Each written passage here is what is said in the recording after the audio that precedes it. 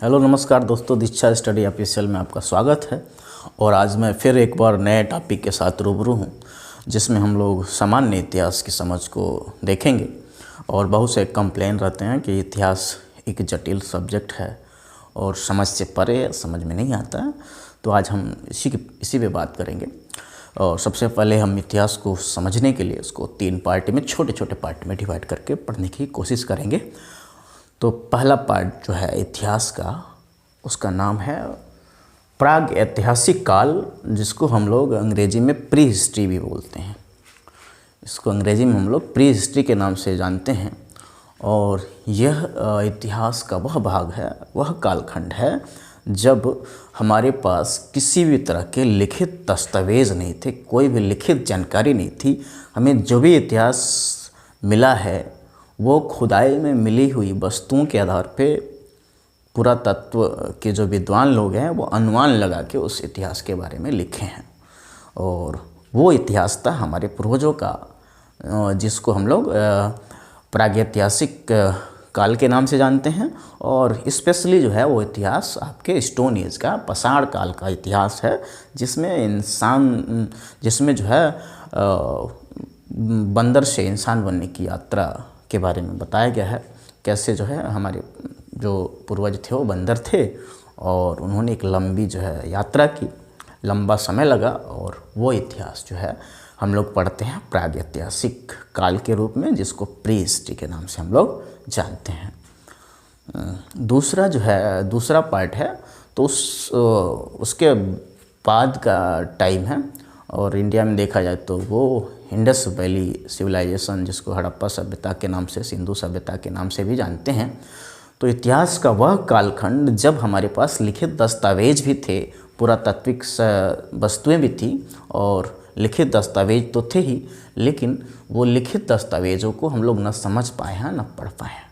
यानी कि इतिहास का वह हिस्सा जहाँ लिखित दस्तावेज तो थे लेकिन न उसको हम लोग पढ़ पाए और ना ही समझ पाए, तो इतिहास का वह भाग जो है कहलाता है आपका आदि ऐतिहासिक काल। और अंग्रेजी में उसको जो है प्रोटो हिस्ट्री के नाम से जानते हैं। इंडियन हिस्ट्री में और इंडिया के परिप्रेक्ष्य में देखा जाए तो उस टाइम जो है इंडिया का जो इतिहास है वो सिंधु सभ्यता का इतिहास है, और जिसको हड़प्पा सभ्यता के नाम से भी हम लोग जानते हैं। आप लोग जब पढ़ेंगे हड़प्पा सभ्यता तो वहाँ पे जो है आपको मिलेगा धवलावीरा में इसके जो है रिकॉर्ड मिला है कि धवलावीरा में एक साइन बोर्ड मिला है जिस पे कुछ लेटर लिखे गए हैं, लेकिन वे लेटर जो है अभी तक हम पढ़ नहीं पाए, उसको समझ नहीं पाए। तो यह इतिहास बन गया आपका आदि इतिहास काल। ठीक है। उसके बाद जो है तीसरा कालक्रम जो चालू होता है, तीसरा जो इतिहास चालू होता है उसका नाम है आपका सामान्य इतिहास, जिसमें लिखित दस्तावेज भी हैं और पुरातात्विक साक्ष्य भी मौजूद हैं, और जिसको उन लिखित दस्तावेजों को हम लोग आसानी से पढ़ते हैं और समझ सकते हैं। तो इतिहास का वो हिस्सा जो है सामान्य इतिहास, जिसमें हम लोग पढ़ते हैं। और ये इतिहास में आपके वैदिक इतिहास वगैरह ये सब आपको मिल जाते हैं। और इसी को हम लोग 3 पार्ट में जब डिवाइड करते हैं तो आपके जो है एंशिएंट हिस्ट्री, मिडिवल हिस्ट्री और जो है आपके मॉडर्न हिस्ट्री, जिसको हम लोग प्राचीन, मध्यकालीन और जो है आधुनिक जो है इतिहास के रूप में जो है पढ़ते हैं। मेरे ख्याल से तीनों पार्ट आपको आसानी से समझ में आ गया होगा, और हर एक चीज़ को जो है मैंने बड़े बारीकी से बताने की कोशिश की। अब ये थोड़ा सा पढ़ते हैं कि उस समय एक फेमस नाम आता है।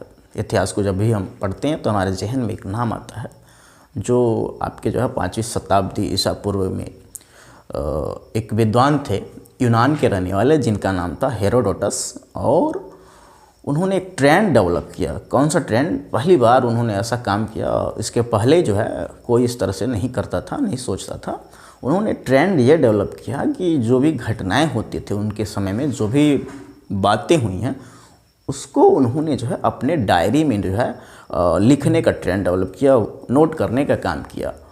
और बहुत से घटनाओं को उन्होंने नोट किया, और इसलिए जो है बड़े सम्मान के साथ उनका नाम लिया जाता है। और इतिहास में उनको जो है फादर ऑफ हिस्ट्री, इतिहास का पिता के रूप में जो है उनको जाना जाता है। और उनकी एक फेमस किताब है जिसका नाम है हिस्टोरिका, जिसमें उस समय के घटनाओं के बारे में उन्होंने बखूबी जिक्र किया है और उससे जो है उस समय के इतिहास को समझने में मदद मिलती है।